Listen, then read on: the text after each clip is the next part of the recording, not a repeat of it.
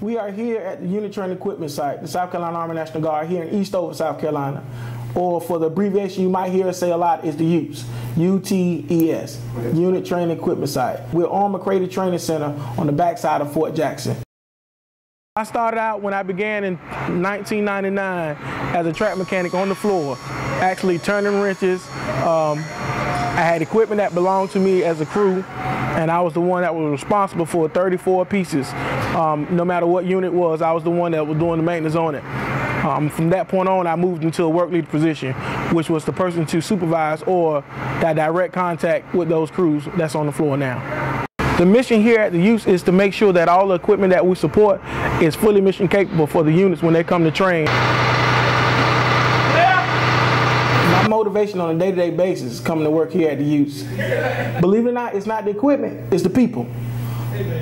Giving the guys that's working here at the UTES, with the time frame that we have, we're talking experience maybe 4 years or less as far as experience. Because of the older guys now have been retired, and the guys that were on the floor like myself have moved up into a different position.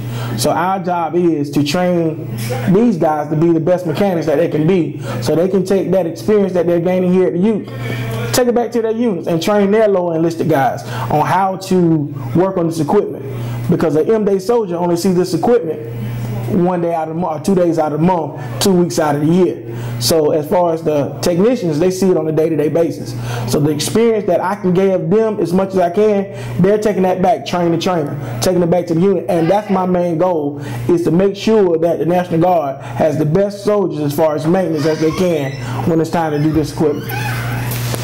We have different levels or different positions here at the Unit Training Equipment Site.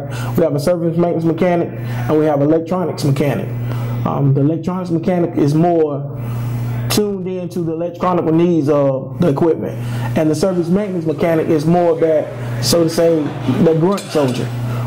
Their intel is more turning wrenches and getting into it, as opposed to that electronics mechanic. He's diagnosing a lot of faults. He's troubleshooting more so electrical faults and or hydraulic faults, things of that nature that requires a little more sensitivity than that just brute force getting it done. Well, now that I'm the older guy, should I say, I started here when I was 20 years old when I first got here. And now that I'm the senior guy or the older guy, the one with the most experience, and I really don't have to literally turn the wrench, I have to tell them, hey, try this or try that. I try not to give them the quick fixes. I allow them to go through the troubleshooting procedures like I had to. And then I tell them, hey, next time, you know, we'll do it this way. So when you have this fault or this symptom, this is how you do it. So I let them experience it the long way first and then tell them the quick fixes later on.